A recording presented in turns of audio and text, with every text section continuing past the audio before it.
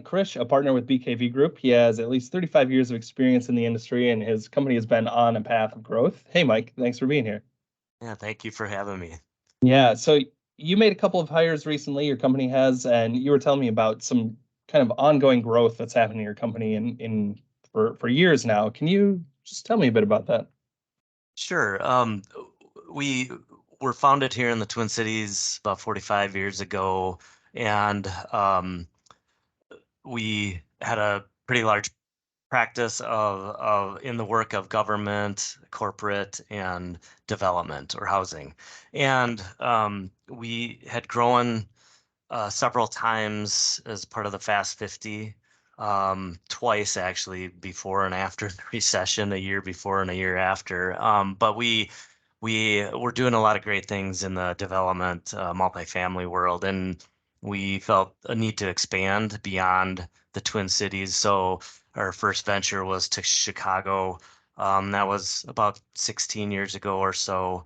And we won an RFP there and got some work right away. And then we were more deliberate on where we would expand. And so we expanded to DC, which is very stable market. And then, and that was about 12 years ago. And then eventually expanded as well to Dallas. And so we have developed from being a local Minnesota company to becoming a regionalized and national practice. And we've done work across about 33 states, um, and do some work internationally as well. And we're currently looking at uh, some satellite offices in addition to our four practice sites within the US. And then we do have a, a BKV group in Vietnam as well. Awesome, very cool. Do you mind telling me a bit about some of your notable projects here around the Twin Cities or around the state? Um, sure. Notable projects. Maybe I could. I'll start with some current ones and recent ones. And we again do a broad mix that includes housing and development work, government, corporate, hospitality, education, and libraries. So it's quite diverse. That's intentional, to be diverse in the types of work that we do. And we're also holistic practice where we have all our disciplines under one roof. So it's not just architecture. We do architecture, mechanical, electrical, structural, interiors, landscape, and we have specialists. Um, and we've expanded that, and I'll get to the projects. We've expanded that expertise to include branded environments, and we've added a sustainability director, and we've had a code expert that's nationally recognized. And so that it's part of creating that holistic approach to design to create better projects for the things that we provide in our community. Some notable projects. We've got some adaptive reuse projects, and we've been doing those for 20 years or so. But notable one is the Fort Snelling Upper Post, which we're converting into affordable housing.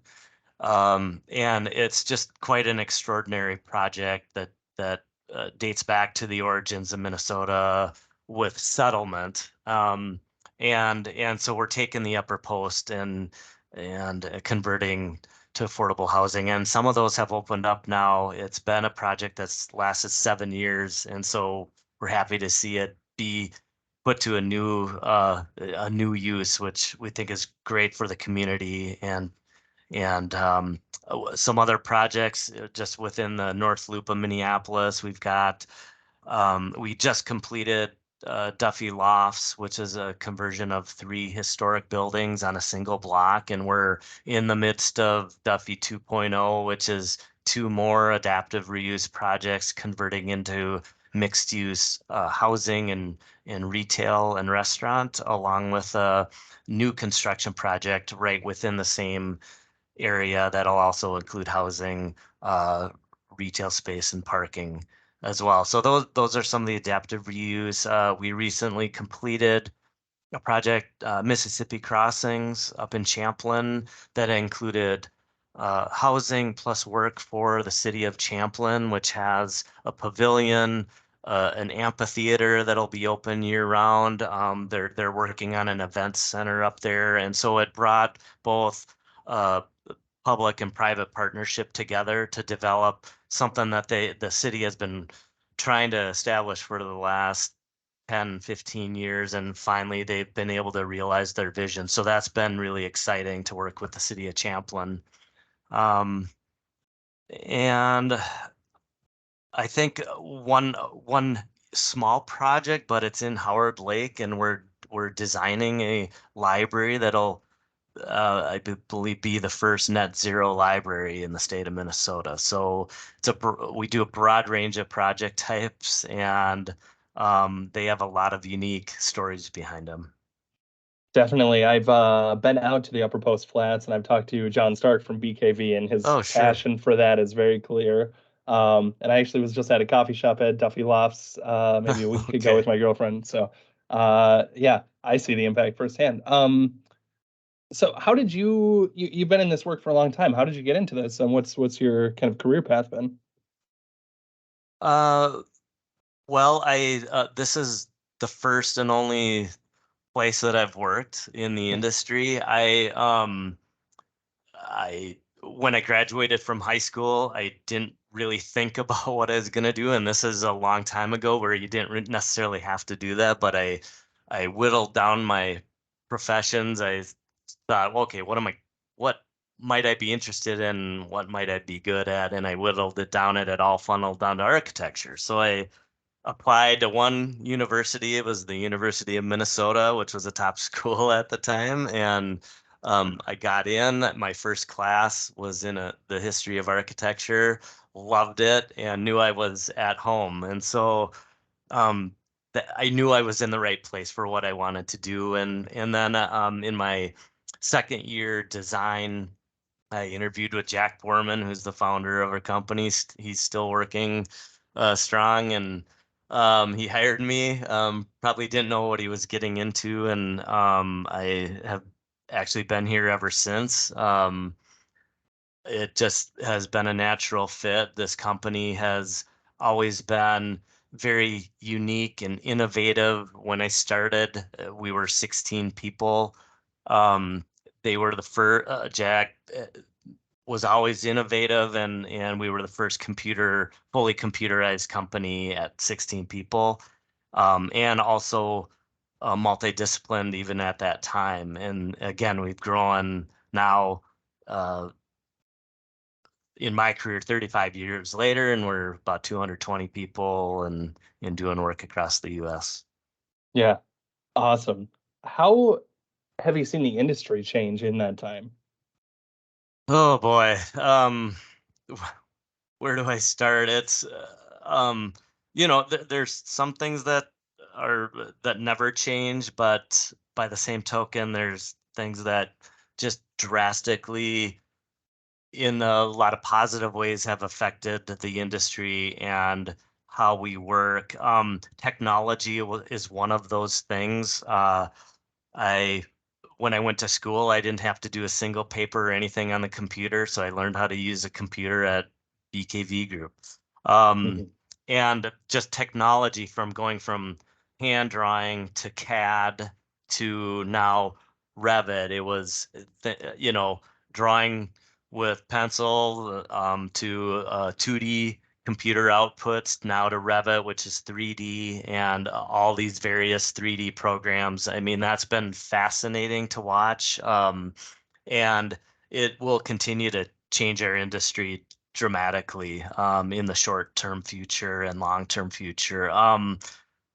Uh, you know, Diversity is a big thing. It was one of the professions that really lacked in diversity for so long, for most of its profession, and we're seeing a dramatic change, completely for the benefit of everybody, both gender wise and people of color, and it's making our industry just so much more exciting.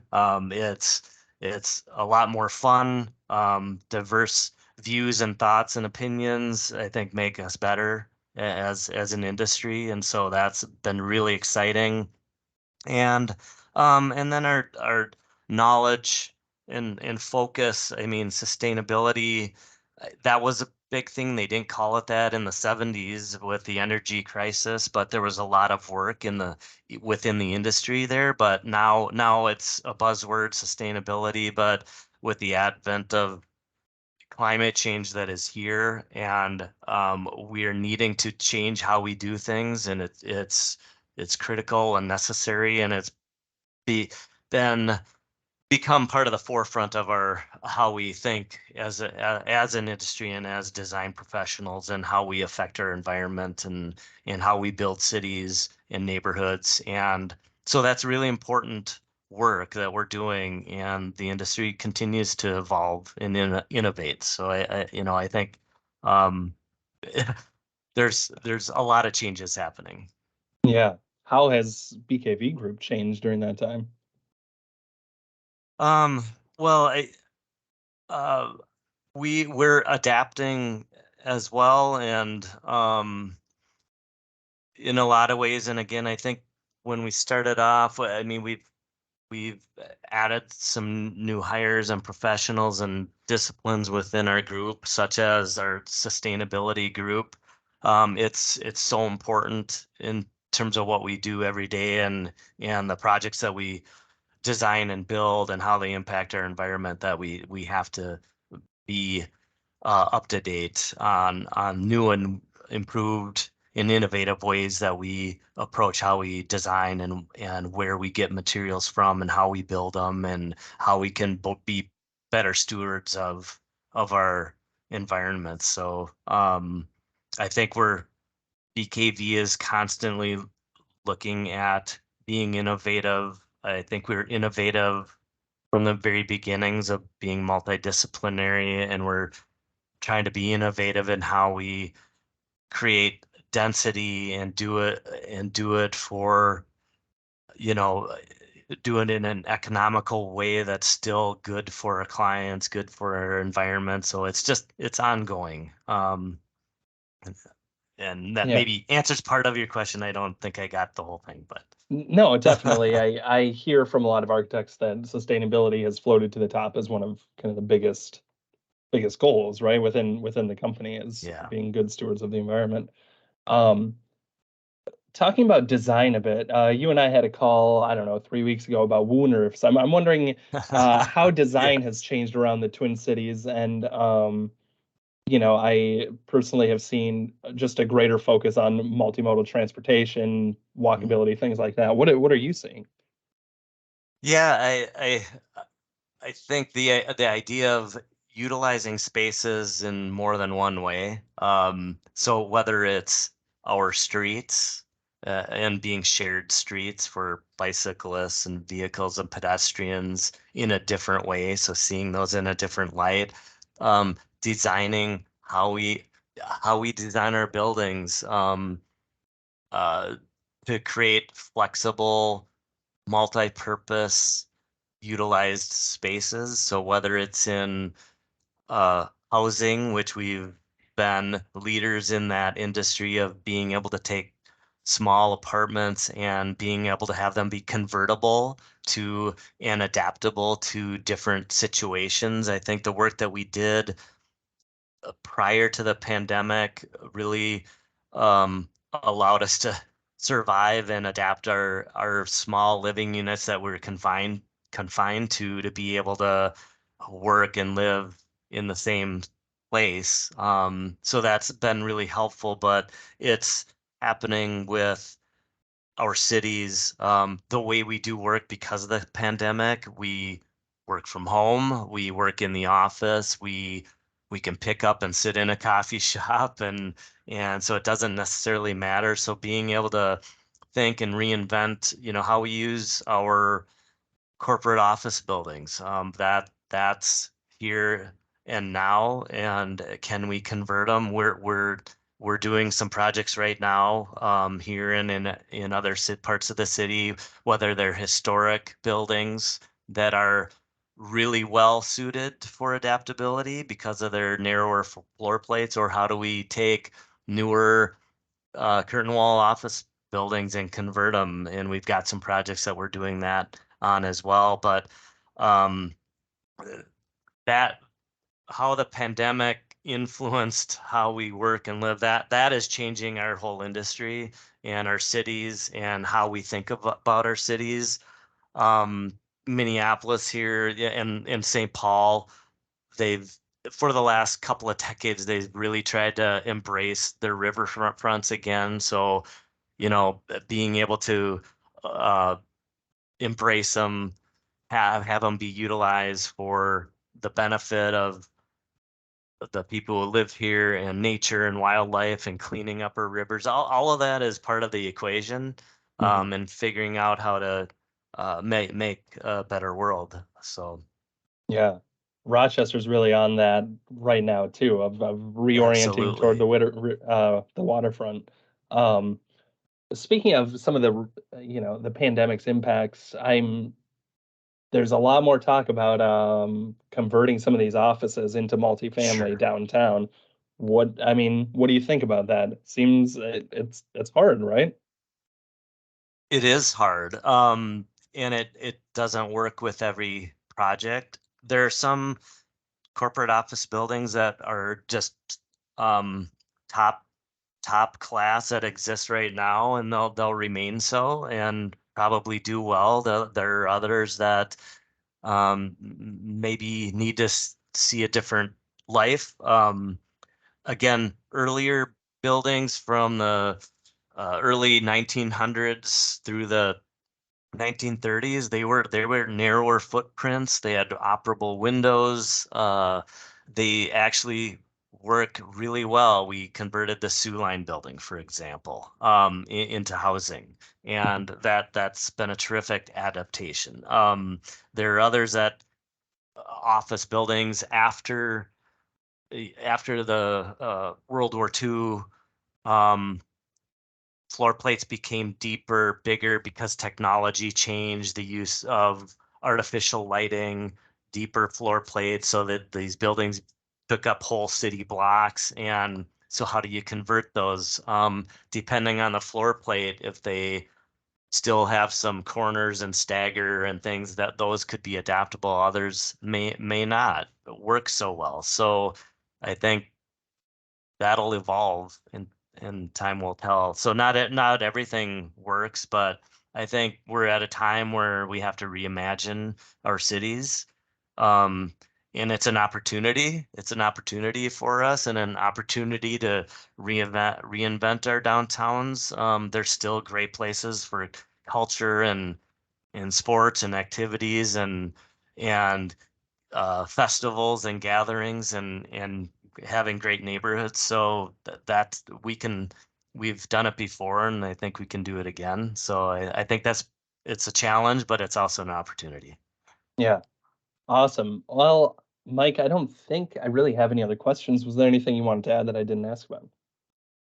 Um, no, I've rambled a lot, I think, No, but you're good. I appreciate the opportunity. It's we did chat a week ago or so, and that was fun, and this was Yeah. great as well. So I really appreciate this, and so thank you Awesome. very much. Yeah, of course. Thanks for taking the time. All right. All Take right, care. take care.